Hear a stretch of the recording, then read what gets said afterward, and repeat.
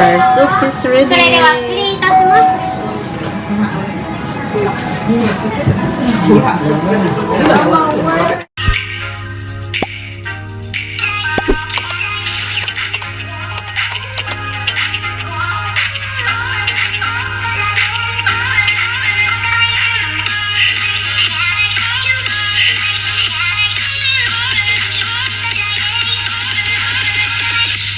What's up mga kaduday? So part 2 pa din to sa Dotonbori journey natin dito sa Japan. So ito yung Dotonbori area. So hinahanap po namin yung Ichiran premium ramen restaurant dito na isa po sa pinakasikat na ramen restaurant dito po sa Dotonbori. So hinahanap po namin siya. So habang naghahanap po kami, syempre muni-muni muna or naglakad-lakad muna kami, nag-explore muna kami dito sa Dotonbori. So thank you and enjoy for watching mga kaduday. 関東地熱は新鮮な何やらご覧ください。何やらたくさんの方、列に並んでいらっしゃいます。足の上にも人のやつや何やらたくさんの方、私たちは扉の上に何やら At pagkatapos po namin nag-explore dito sa Dotonbori, so yan po, nakita na po namin yung Ichiran Premium Ramen Restaurant po dito sa Dotonbori. So, grabe po ang haba po ng pila dito. Sobra. 10 AM pa lang po kami dito sa Dotonbori pero sobrang dami na yung pila. How much more na po kung medyo late na or gabi na, afternoon na. So, grabe po talaga yung pila. So, guess dyan po nag-start. Dyan po. Tapos yan. Dito na po kami sa kabila nakapila kasi bawal po mag-block yung daanan. Ganun kasikat ang Ichiran Ramen Restaurant. So, habang nagpipila po kami, sa may gilid po meron din pong number 1 na takoyaki po. So, binivideohan ko na lang din po kasi na-amaze po ako sa kanya. Kasi, sobrang ang bilis po niyang mag-fold sa magbabaliktad-baliktad sa takoyaki.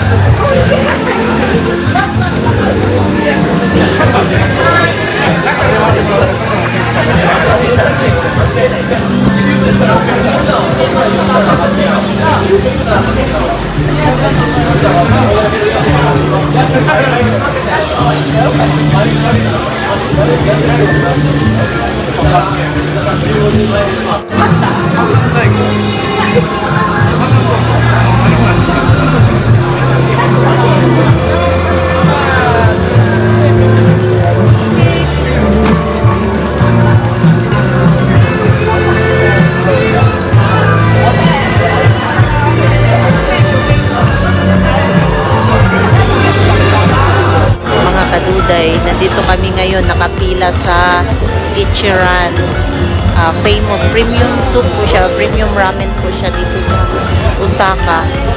Grabe ang haba ng pila. Yan, nakapila kami.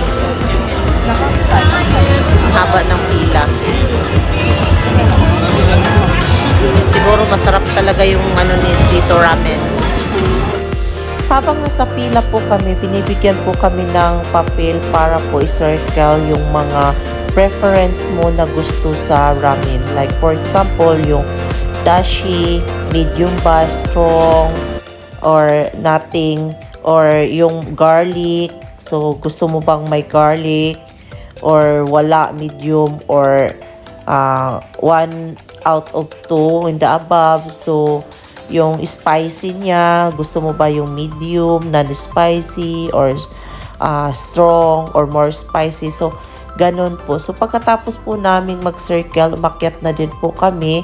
Tapos, dito po sa machine, dyan po, magpipili ka po kung ano yung gusto mong i-add on sa ramen. So, like us, nag-add on kami ng boiled egg, nag-add on kami ng pork, at saka kanin. So, ikaw na din po yung magbabayad dyan sa machine. So, sariling sikap na po. Ang pinili namin is yan, recommended.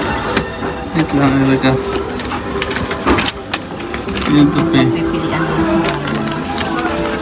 Pay with your cash and put your money.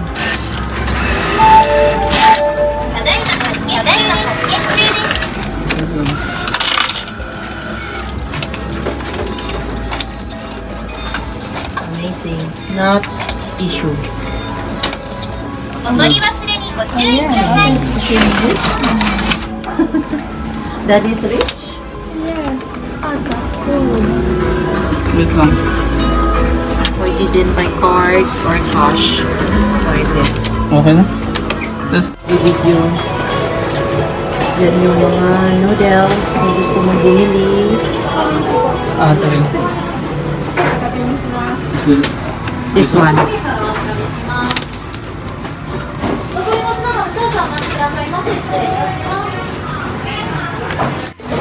May control panel. Dito sa Japan parang matuto kang maging independent. Na walang tulong. Kasi wala silang pang bata.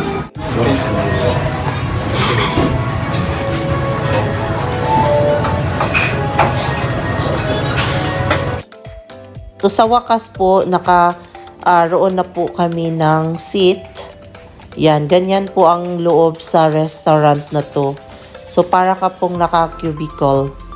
Yan, tapos yung kitchen at saka server nasa loob po ng na yan, butas na yan. So amazing po, amazing. So cute. So cute. 失礼いたしません。 Arigato. お借りいたします。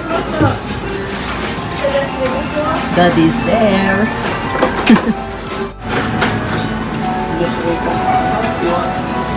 Diyan may lagay yung mga gamit mo.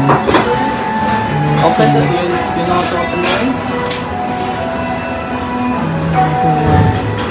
Diyan ako. ありがとうございました。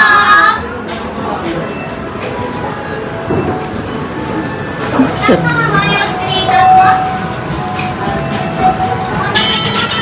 Kausyo.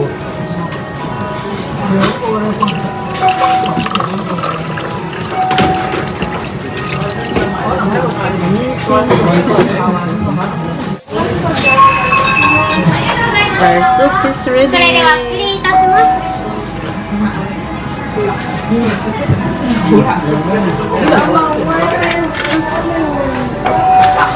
The spoon is this one. Wala siyang spoon. You want more egg?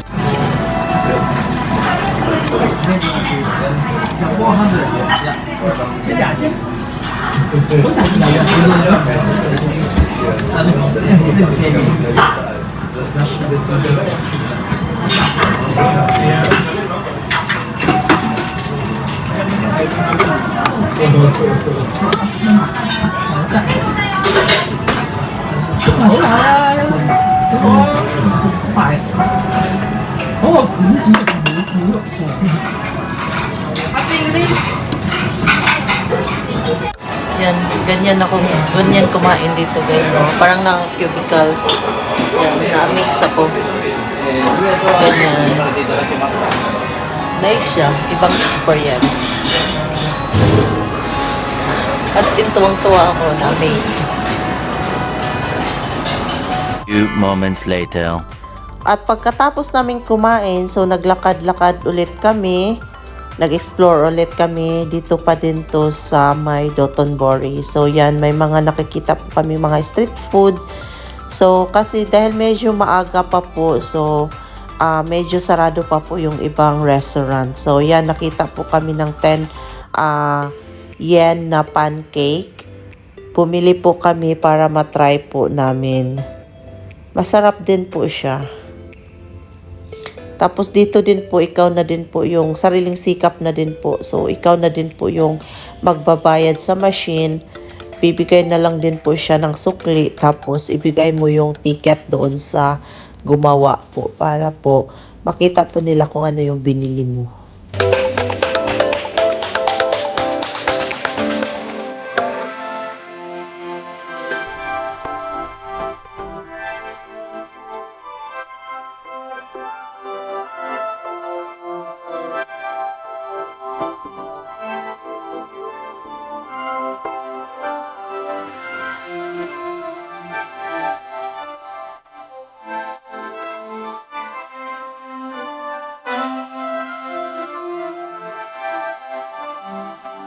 Yan mga kaduday, kung nagmamadali kayo mga kaduday, sakay na lang kayo ng taxi. Nagta-taxi kami ngayon, hindi kami nagtitrain kasi nagmamadali na kami. Naghahabol kasi kami ng oras. Last day na namin ngayon sa Osaka. Tapos gusto pa namin, pumunta kami dito sa Dotonbori. Tapos pagkatapos namin kumain, pupunta pa kami sa Osaka Palace. Osaka Castle. So, wala na kasi yung pag nag-check out na kasi kami sa hotel. So, iniwan na lang namin yung bagahe doon sa hotel. Tapos, yun, dinaanan namin to dito sa Dotonbori. Tapos, Osaka Castle. Naghabol na kami ng oras. So, wala na. Kasi 6, nagpapabook na kami ng bullet train. Pag pumunta pala kami kasi tatransfer kami sa Tokyo. So, nagpapabook kami ng bullet train kaninang umaga. So, 6:30 yung sa bullet train. So, kailangan naming habulin. Kailangan kami makabalik doon sa Osaka, sa hotel namin kasi iniwan namin yung luggage namin. Tapos, magti-train ulit kami papunta sa bullet train station, sa Osaka station. So, naghahabol na kami. Kailangan namin makapunta sa Osaka Palace or Castle para naman masulit din yung araw namin kahit lilipat na kami, magta-transfer na kami pa Tokyo. So, yun. Ito, ang galing ng taxi nila. Ano siya, automatic mag-open, automatic magsara. Alam, dito sa Japan, parang tinuturuan ka nilang maging independent. Alam mo yun, na-amaze ako yung magbabayad ka sa mga restaurant, magbabayad ka sa mga shops dito, ikaw mismo yung magbayad, ikaw mismo mag-ano sa sarili mo. So parang tinuturuan ka nilang maging independent. Ang galing, kakaibang experience.